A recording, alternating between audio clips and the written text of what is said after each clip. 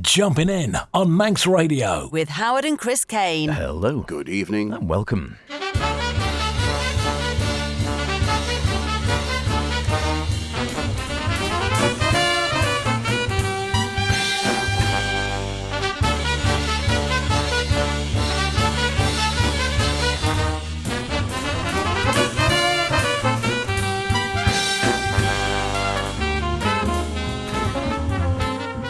Here we are, back again like bad pennies. It is that time of the week, as they say.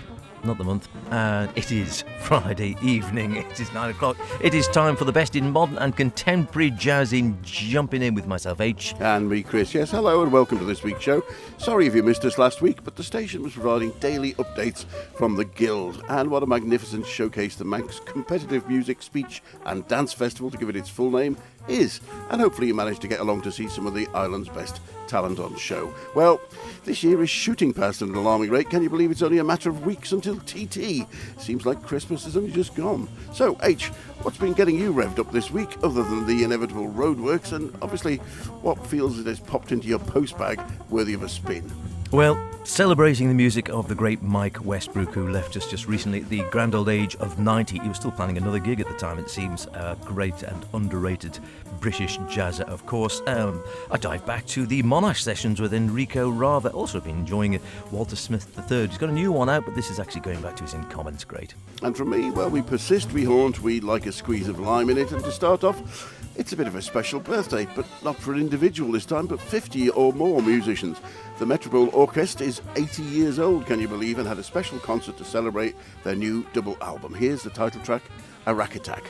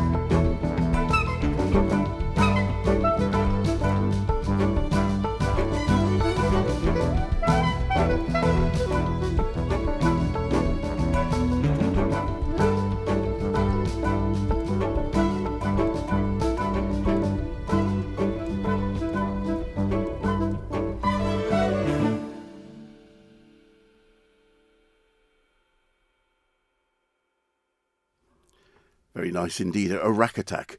Vinyl and digital only release from the fantastic Metropole Orchestra, founded back in 1945 by the Dutch government in exile.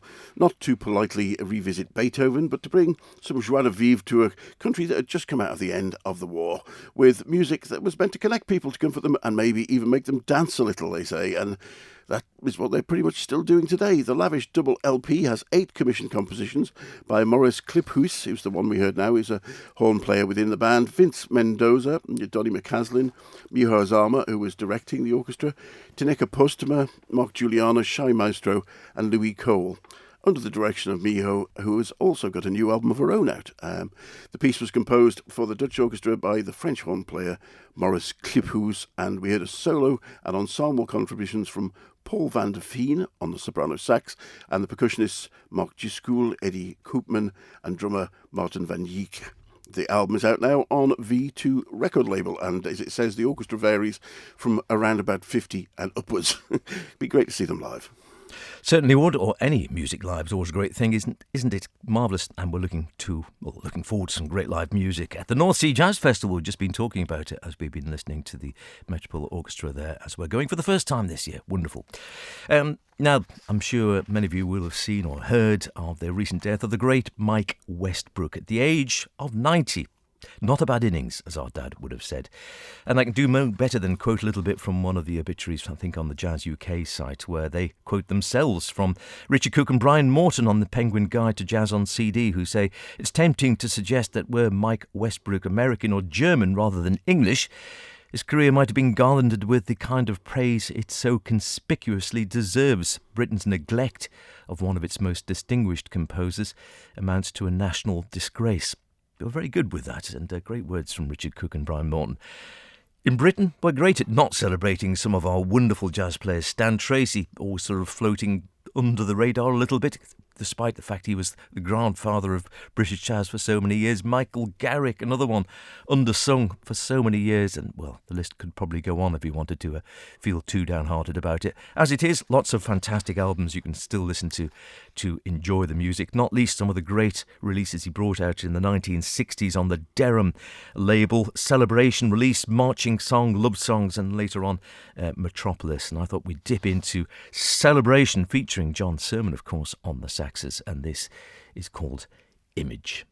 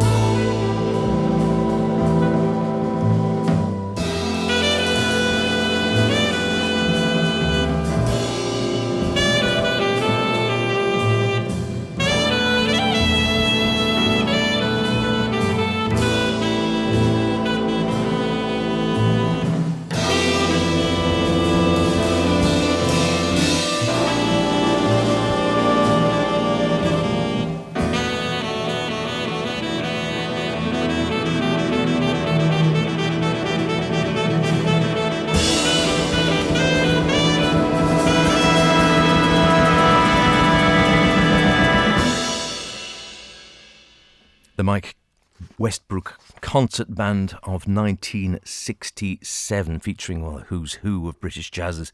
Mike himself obviously conducting and also composing and at the piano. John Sermon on baritone, soprano, saxes. Mike Osborne on alto. Malcolm Griffiths trombone. Harry Miller bass. Alan Jackson drums. Dave Holsworth trumpet. The list goes on. Fantastic band. Sadly, an awful lot of them not with us anymore, of course. But the recordings still are, so get out and enjoy them. And it's a wonderful piece, as I say. I think it was Duncan Heining, the jazz critic, writing in an obituary on the Jazz UK site, and said that I spoke to Mike just a few days before his 90th birthday.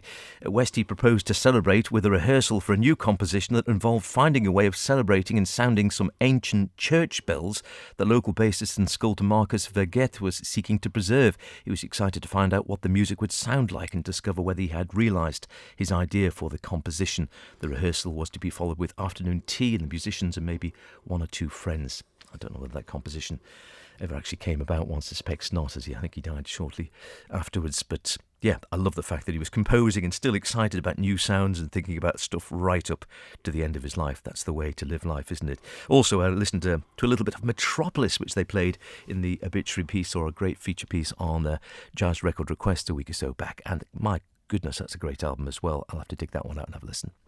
Yeah, very good indeed. And as you say, a name that perhaps doesn't get the recognition it does, but there's plenty of recorded music out there.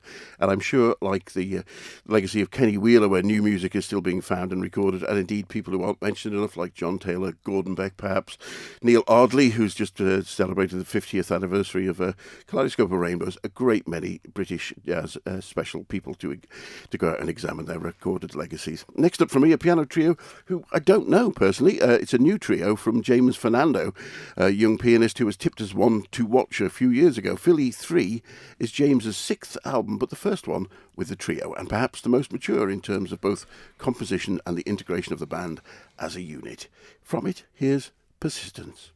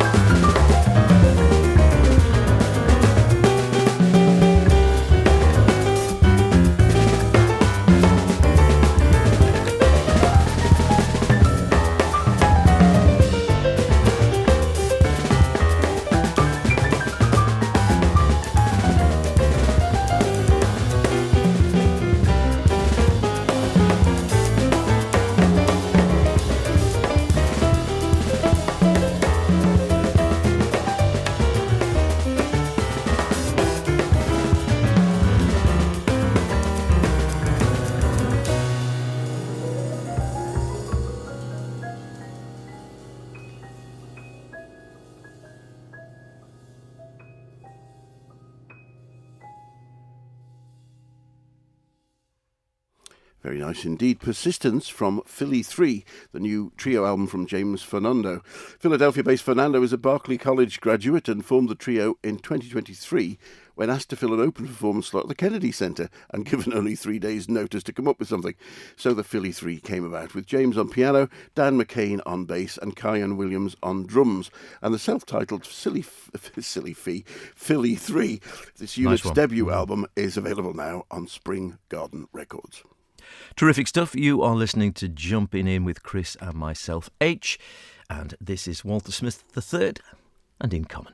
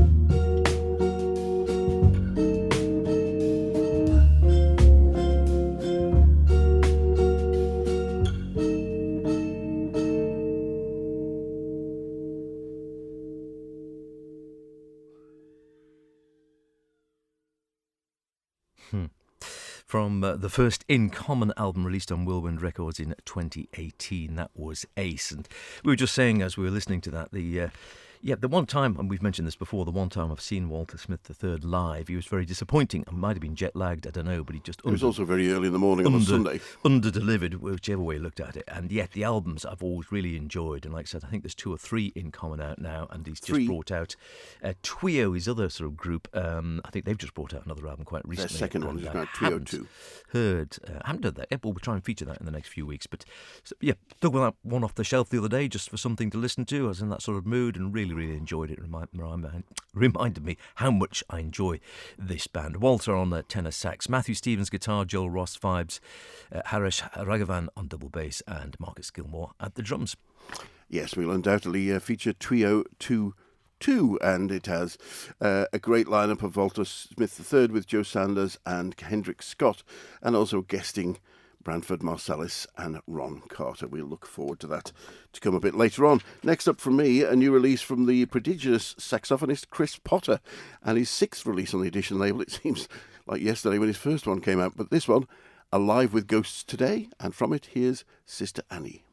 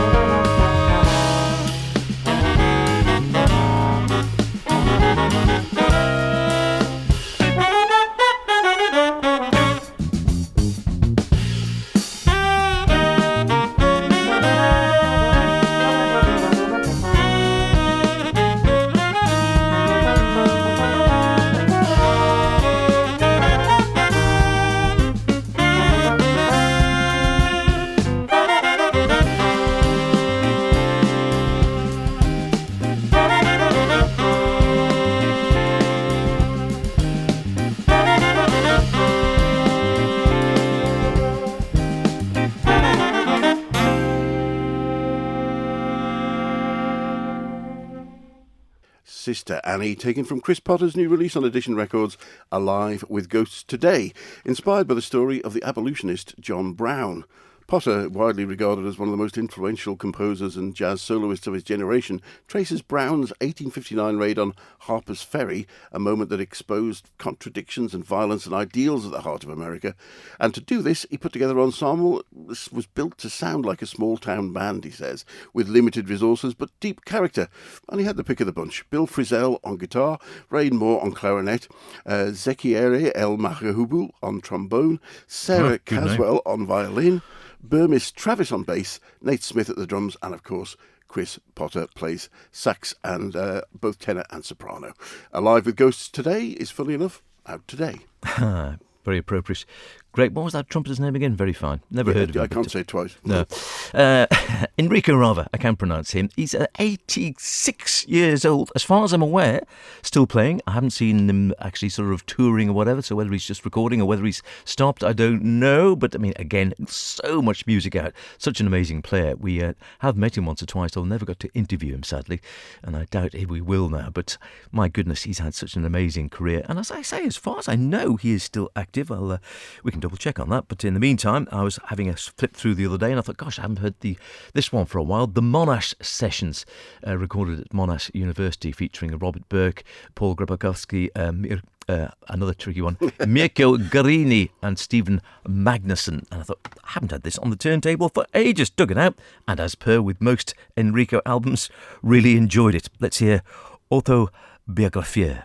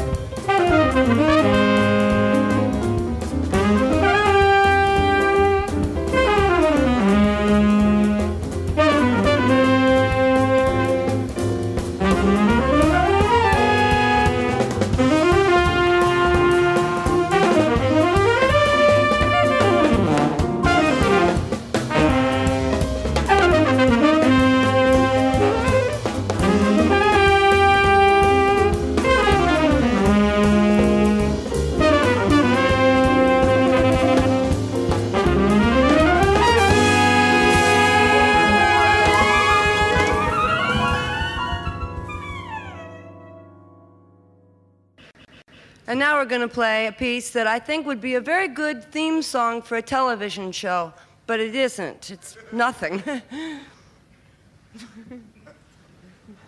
1, 2, 3, 4.